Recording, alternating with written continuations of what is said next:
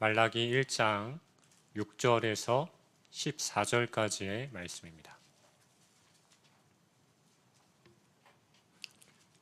말라기 1장 6절에서 14절까지의 말씀을 교독해서 읽도록 하겠습니다. 제가 먼저 6절부터 읽도록 하겠습니다. 내 이름을 멸시하는 제사장들아, 나 만군의 여호와가 너희에게 이르기를 아들은 그 아버지를, 종은 그 주인을 공경하나니 내가 아버지일진대 나를 공경함이 어디 있느냐? 내가 주인일진대 나를 두려워함이 어디 있느냐 하나 너희는 이르기를 우리가 어떻게 주의 이름을 멸시하였나이까 하는도다.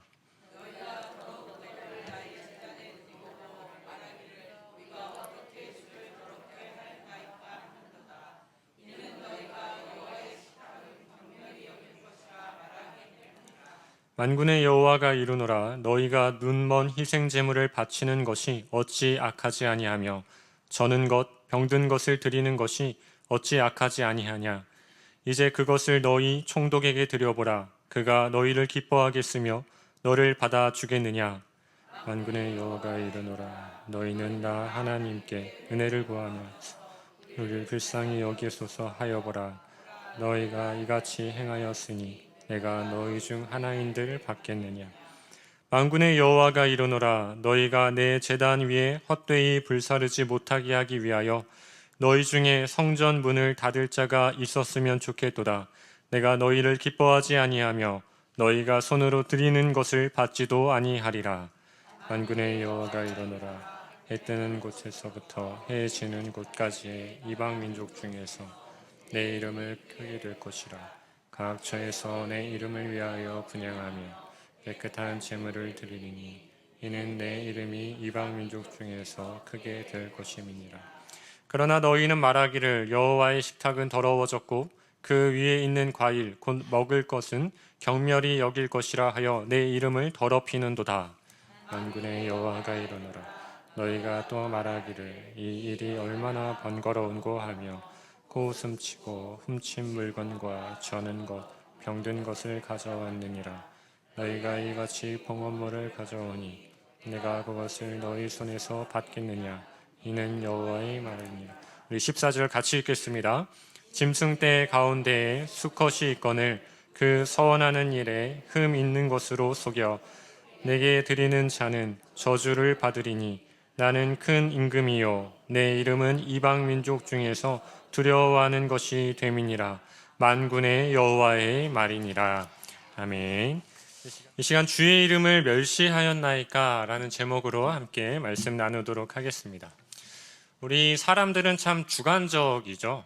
각자가 가지고 있는 생각이 다 다르고 또 가지고 있는 생각과 또 때로는 감정까지도 우리 모두가 다 주관적입니다. 그래서 사람은 자기가 좋아하는 것이라고 생각하고 그것을 내가 좋아하는 것, 좋다라고 이렇게 판단하게 되면 주변에서 다른 사람들이 아무리 그거 좋은 거 아니라고 이렇게 얘기를 해도 그 사람에게 있어서만큼은 그것은 좋은 것이 되는 것이죠. 그래서 사람은 때때로 자기가 좋아 보이는 것, 그래서 자기 눈에 좋은 대로 그것을 보면서 살아가고 또 자기 생각에 따라서 그 생각에 의하여서 그렇게 살아갈 때가 참 많이죠. 그러니까 보고 싶은 대로 보면서 생각하고 싶은 대로 생각하면서 그렇게 살아가는 것이 인간의 그 주관적인 모습이라는 것이죠. 그러면 지난주에 이현우 목사님께서 설교하실 때 그 연희교회에 처음 오셨을 때, 면접을 보러 처음 오셨을 때 느꼈던 그 은혜에 대해서 나눠주셨죠. 처음에 면접 보러 오셨는데 이 건물에 적혀있는 그 말씀을 보면서 큰 은혜를 받았다라는 그 은혜로 나눔을 해주셨는데 저도 면접을 보러 왔을 때 그 말씀을 봤는데 저는 그런 은혜를 느끼지는 못했던 것 같아요. 제가 이 면접을 보러 왔을 때 연희교회 처음 왔을 때 제가 느꼈던 것은 무엇이냐면 이 헷갈림이었어요. 뭐가 헷갈렸냐면 연희동에 처음 왔으니까 이제 내비를 따라서 이제 교회를 찾아 들어오는데 이 메가커피 앞에서 이제 우회전을 해서 들어와서 딱 앞을 보는데 앞에 연희교회 간판이 딱 있는 거예요. 그래서 저는 생각했죠. 저 연희교회 간판을 보고 저리로 가면 주차장이 나오겠구나. 해서 이제 앞으로 직진해서 쭉 간 거죠. 근데 주차장이 안 나오는 거예요. 그래서 다시 돌아 나와서 보니까 오른쪽으로 가라는 간판이 하나가 더 있더라고요. 그래서 그쪽으로 가니까 이제 주차장이 나오게 됐습니다. 그래서 저는 생각을 해봤죠. 왜 나는 저 더 가까이에 있는 간판을 보지 못하고 저 멀리에 있는 간판을 보면서 주차장을 찾지 못하고 이렇게 헤매었을까 생각을 해봤죠. 그랬더니 참 우회전을 해서 가장 먼저 눈에 들어왔던 그 큰 연희교회라는 간판에 저의 생각과 시선이 그냥 딱 갇혀버린 것이죠. 그래서 오히려 더 가까이 있었던 간판, 그래서 나에게 주차장에 있는 곳이라는 그 정답을 알려주는 그 간판이 더 가까이 눈앞에 있었음에도 불구하고 더 멀리 있는 내 시선에 고정되어져 있는 그 간판으로 오답을 찾아서 그렇게 헤매였던 저의 모습이었던 것이죠. 우리가 살아가다 보면 그럴 때가 있습니다. 마치 내 눈을 사로잡아서 그것이 정답인 것 마냥 그렇게 내 생각에 갇힌 채 살아갈 때가 많이 있다는 것이죠. 그러나 사실은 어떻게 보면 더 가까이에 정답을 나에게 가르쳐주는 그러한 표지판들이 우리의 삶 가운데 있을 때도 있다는 것이죠. 이러한 것이 우리의 예배에도 동일하게 적용되어진다는 사실을 오늘 본문을 통하여서 우리에게 말씀해 주고 있는 것이죠. 이런 우리의 주관적인 태도가 우리의 예배, 또 나의 예배 가운데서도 나타나고 있다는 것이죠. 우리가 생각할 때 내가 이 정도로 하나님 앞에 예배드리면 되겠지, 이 정도로 예배드리면 하나님께서 그래도 기뻐 받으시겠지라는 이런 나의 인간적인 주관적인 태도를 가지고 하나님 앞에 예배드리고 있을 때가 우리의 삶 가운데 있다는 것입니다. 근데 문제는 나는 그렇게 생각하지만 하나님은 그렇게 생각하지 않는다라는 것이 문제죠. 내가 이 정도로 하나님 앞에 예배드리면 그래도 괜찮은 예배지라고 생각하지만 하나님은 그러한 예배를 원하지 않고 하나님이 원하시는 예배가 따로 있다라고 말씀하실 때가 있다는 것입니다. 마치 더 가까이 있었던 간판과 같이 우리의 삶에 더 가까이 계셔서 하나님이 원하시는 예배는 그것이 아니라고 우리에게 말씀하심에도 불구하고 우리는 그저 나의 생각대로 나의 삶의 상황에 의하여서 그냥 이 정도의 예배로만 하나님께 예배드리고 있는 우리의 모습이 나타날 때가 있다는 것이죠. 이 정도 예배면 되겠지라는 나의 주관적인 생각과 나의 상황과 적절히 타협해가는 우리의 태도가 예배 가운데 남겨져 있을 때가 있다는 것입니다. 따라서 저는 오늘의 본문 말라기서 1장 6절 이하의 말씀을 통하여서 우리에게 원하시는 하나님의 예배, 우리가 원하는 예배가 아니라 하나님이 우리에게 원하시는 예배가 무엇인지를 함께 살펴보면서 우리의 예배의 회복을 결단할 수 있는 그런 은혜의 시간이 될 수 있기를 간절히 소망합니다.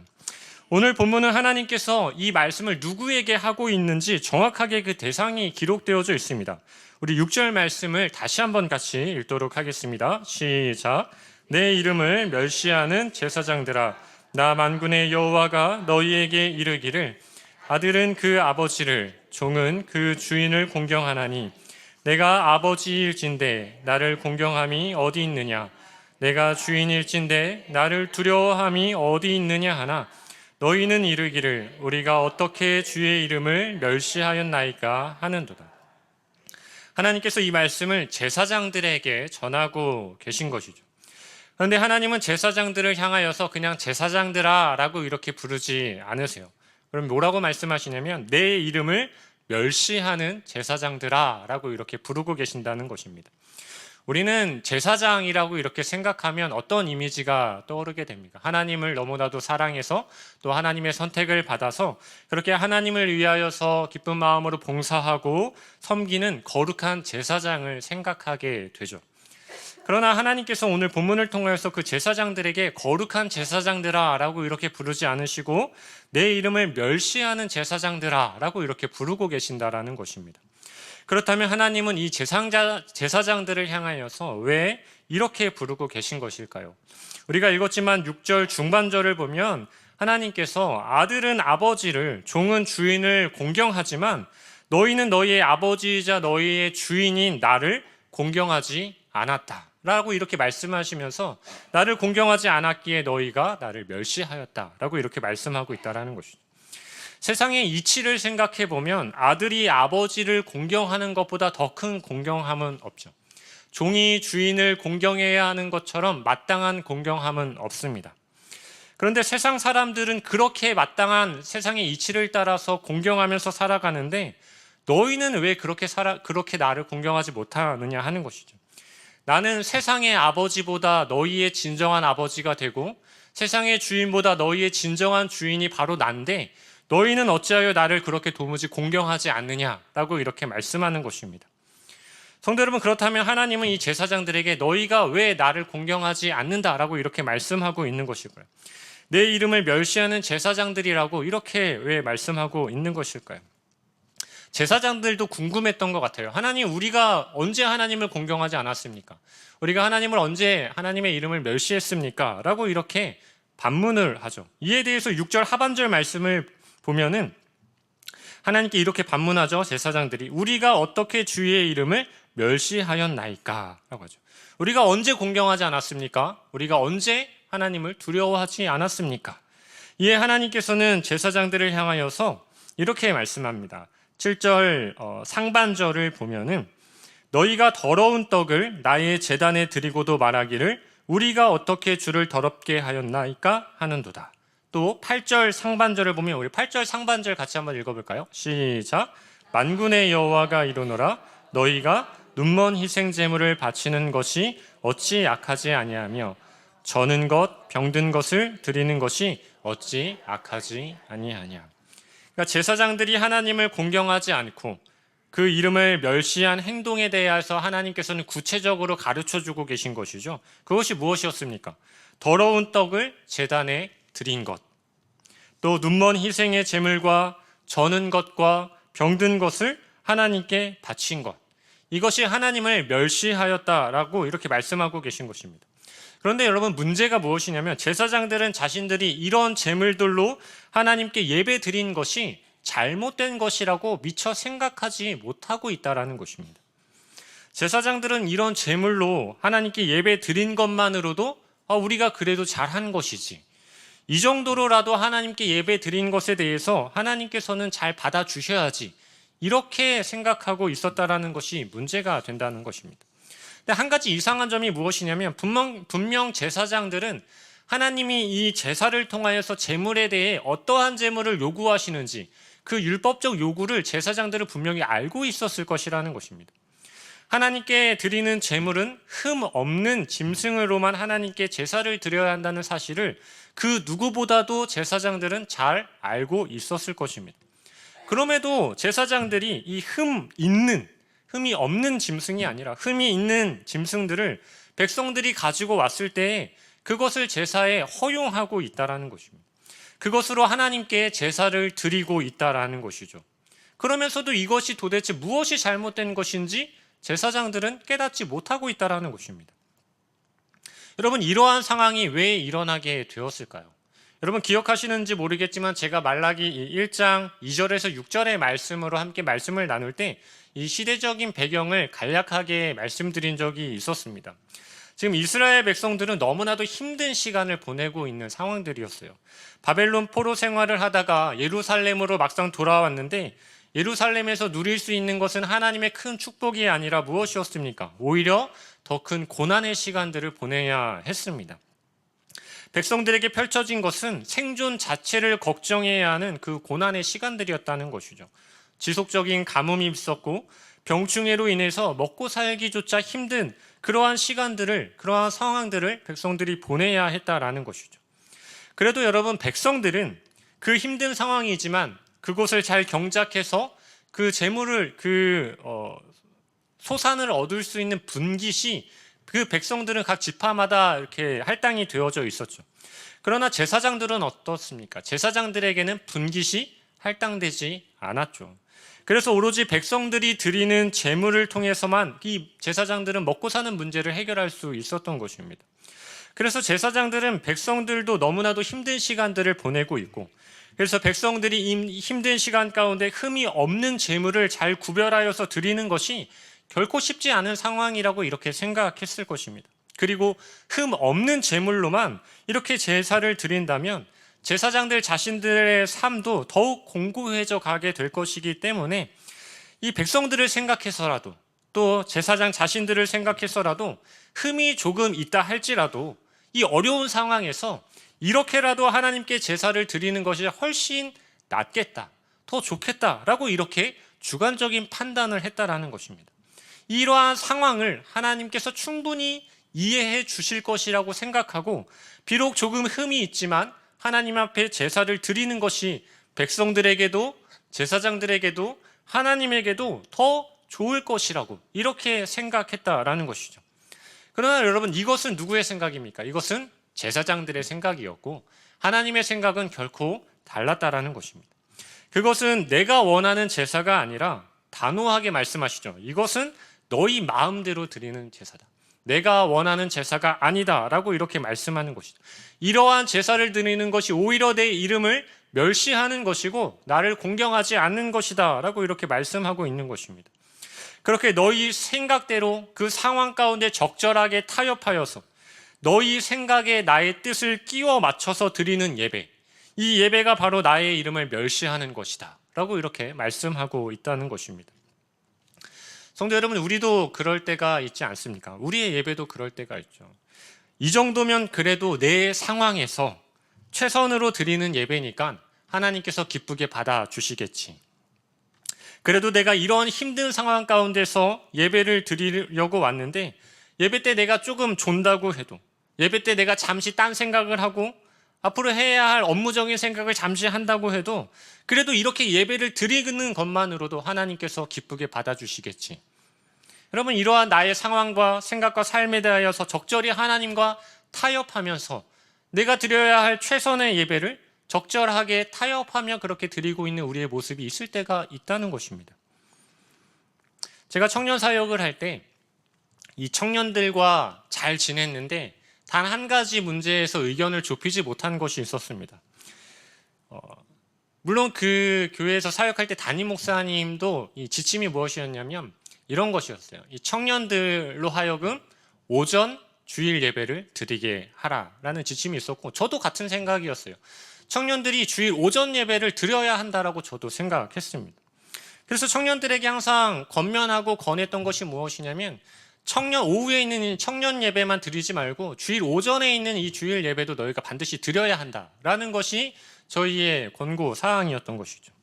그러니까 주일날 늘어지게 늦잠 자고 또 유튜브 좀 보다가 주일날 오후 느지막하게 청년 예배에 와서 1시간 예배 드리고 또 이 청년 예배 끝나고 나면 또 친구들하고 우르르 놀러 나아가고 그렇게 주일을 지키는 것이 과연 너희들이 주일을 거룩하게 지켰다고 말할 수 있을까?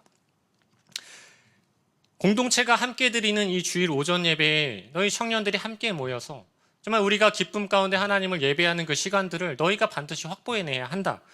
그러한 것이 우리의 권고사항, 권면사항이었다라는 것입니다. 주일 아침 일찍 일어나서 정말 기대하는 마음을 가지고 잘 준비하여서 그렇게 오전에 함께 예배 드리고 또 같이 점심 먹고 또 청년 예배에 참여해서 또 하나님 앞에 예배 드리고 그렇게 온전히 하루를 하나님이 기뻐하시는 예배자로 서야 한다라는 것이 우리가 청년들에게 원하는 모습이었다는 것입니다.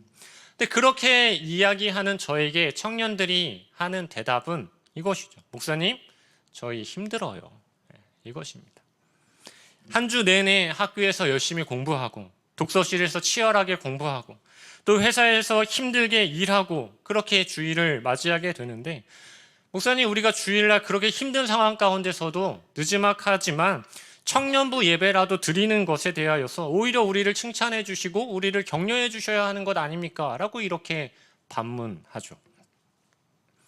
우리가 청년부 예배 1시간 드리는 것은 목사님 예배가 아닙니까? 우리가 청년부 예배 1시간 드리는 것도 하나님 기쁘게 받으시는 예배잖아요. 왜 우리에게 더 많은 예배를 강요하십니까? 라고 이렇게 반문하는 것이 청년부 대부분의 그러한 반응이었습니다. 근데 이것을 제가 좀 더 솔직하고 극단적으로 해석하면 이런 것이죠.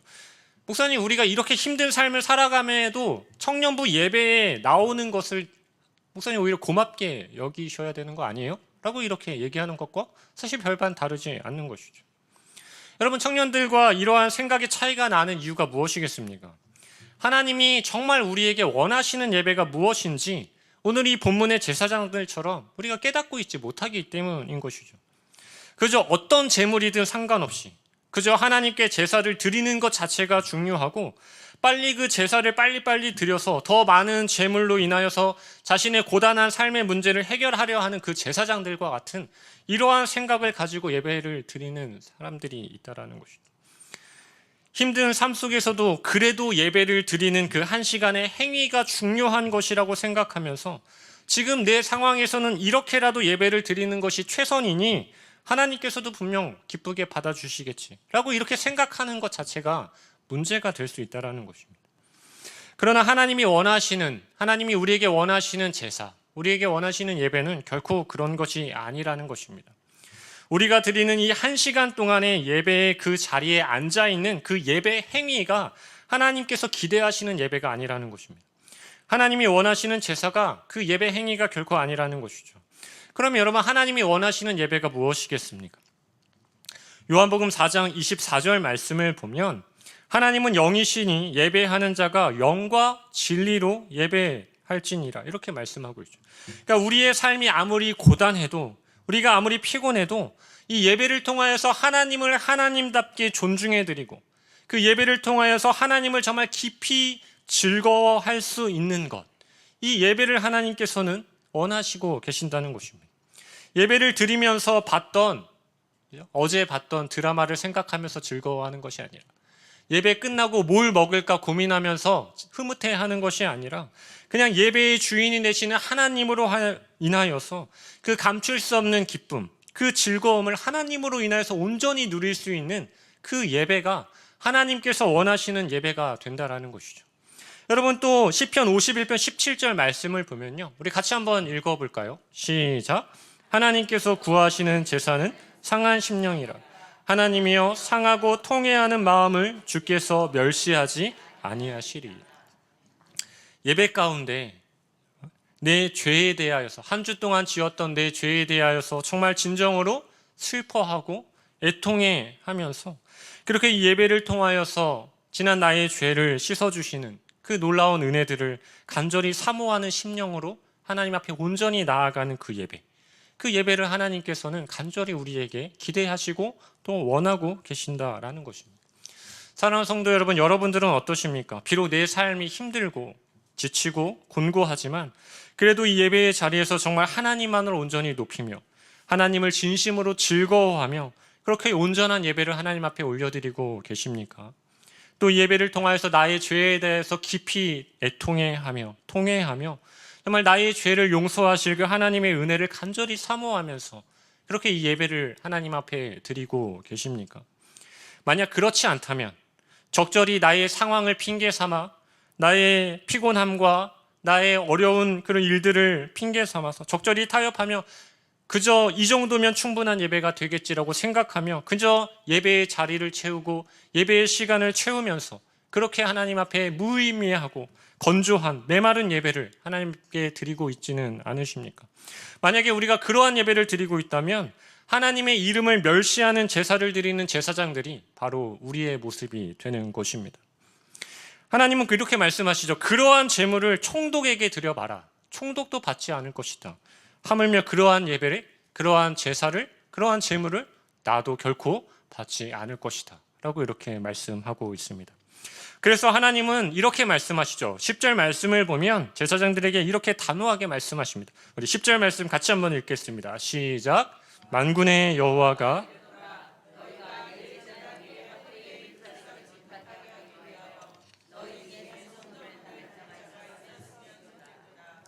내가 너희를 기뻐하지 아니하며 너희가 손으로 드리는 것을 받지도 아니하리니. 여러분, 이 10절 말씀에 담겨있는 하나님의 마음이 좀 느껴지십니까? 여러분, 사랑하는 자기 백성들을 통해서 예배를 받으시는 것을 얼마나 기뻐하시는 분이 하나님이십니까? 그런데 그런 하나님께서 지금 뭐라고 말씀하십니까? 차라리 너희의 성전문을 닫아버렸으면 좋겠다라고 이렇게 말씀하시는 것이죠. 여러분, 하나님의 마음이 얼마나 아프시겠습니까? 이제 성전문 닫고 너희의 예배를 받지 않겠다 이렇게 말씀하고 계시는 것이죠.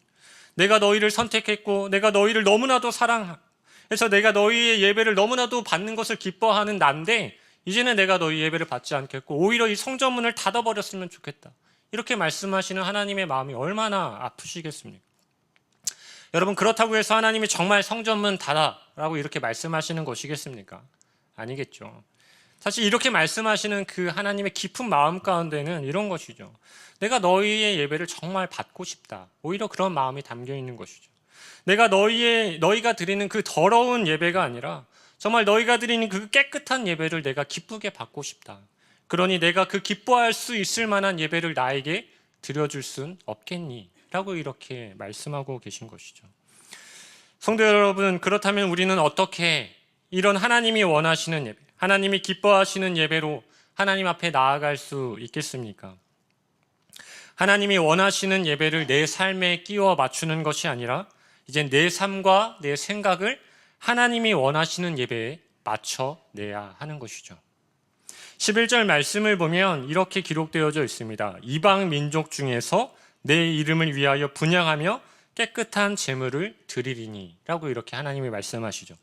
이방 민족 중에서 깨끗한 제물로 하나님을 예배하는 그러한 상황에 대해서 말씀하고 계신데, 여러분 지금 하나님이 선택한 백성, 하나님이 사랑하는 이 이스라엘 백성들도 더러운 희생 제물로 하나님 앞에 예배드리고 있잖아요. 그런데 어떻게 저 이방 민족이 하나님 앞에 깨끗한 제물로 예배를 드릴 수 있겠습니까? 불가능한 것이죠. 그런데 그 불가능함을 가능으로 바꾸신 분이 계시죠. 그분이 누구십니까? 바로 예수 그리스도이십니다. 예수님께서 흠 없는 희생 제물이 되어 주셔서 이제 이방인인 우리도, 이방인들도 그 예수님을 통하여서 가장 깨끗한 제물로 하나님 앞에 예배드릴 수 있도록 만들어 주셨다는 것입니다. 따라서 우리가 예배자로 나아갈 수 있는 유일한 길은 예수 그리스도를 통하여서만 예배의 길로 나아갈 수 있고, 우리가 하나님께 드릴 수 있는 가장 깨끗한 예배는 흠없는 어린 양 되신 예수 그리스도를 통하여서 예배 드릴 때 우리는 가장 깨끗하고 하나님이 기뻐하시는 예배를 드릴 수 있게 되는 것이죠. 우리가 이 예배 가운데 예수 그리스도께서 우리의 삶과 우리의 마음과 우리의 생각의 그 중심 가운데 예수 그리스도께서 함께 계실 때 그 예배를 하나님께서 기쁘게 받아주신다는 것이죠. 내 삶이 비록 힘들고 내 상황이 너무나도 분주하고 그래서 내 마음이 흩어져 있을지라도, 이 예배를 끝나고 해야 할 일들이 산같이 쌓여 있고 내 육체가 너무나도 피곤할지라도 그 모든 상황과 상태들을 다 예수 그리스도의 십자가 앞에 내려놓고 오직 주님의 십자가 앞에 우리의 생각과 마음과 삶을 고정하며 그렇게 주님 앞으로만 예배하며 나아가는 우리의 모습, 그 모습이 바로 하나님이 원하시는 우리의 예배자의 모습이라는 것입니다. 우리가 너무나도 사랑하는 찬양 중에 이런 찬양이 있죠. 주의 보좌로 나아갈 때 어떻게 나아가야 할까? 나를 구원한 주의 십자가 그것을 믿으며 가네. 자격 없는 내 힘이 아닌 오직 예수님의 보혈로. 십자가의 보혈 완전하신 사랑 힘입어 나아갑니다. 십자가의 보혈 완전하신 사랑 힘입어 예배합니다. 그러면 이것이 우리의 고백이 되어져야 하고 우리의 예배의 모습이 되어져야 하는 것입니다. 사랑하는 성도 여러분, 우리의 예배를 예배되게 하는 것은 우리의 힘이 아니죠. 우리의 생각과 우리의 뜻도 아닙니다. 오직 예수님을 내 생각의 중심에 모셔드리고, 예수님을 내 마음의 중심에 모셔드리고, 예수님을 내 삶의 중심에 모셔드리는 그 예배, 그 예배가 하나님이 기뻐하시고 그 예배를 하나님이 기대하고 계신 것이죠. 여러분, 교회의 환경과 교회의 시설이 좋아진다고 해서 예배가 완전해지는 것은 아닙니다. 예배의 순서가 전통에 잘 따른다고 해서 그 예배가 완전해지는 것도 아니죠. 우리 안에, 우리의 예배 안에 예수 그리스도가 그 중심 가운데 계실 때 그때에만 우리의 예배는 완전해질 수 있는 것입니다. 제가 전교회에서 한 선교사님께 들었던 이야기를 함께 나누고 설교를 마치도록 하겠습니다. 이 선교사님이 여러 나라들을 돌아다니면서 선교 활동을 하실 때 한 번은 미국 교회에 있는 아이들을 모아놓고 교회를 그리게 했습니다. 이 미국에 있는 교회의 아이들이 그림을 그리기 시작하는데 어떤 그림을 그렸냐면 아주 멋진 교회 건물 그림을 그리기 시작했다고 합니다.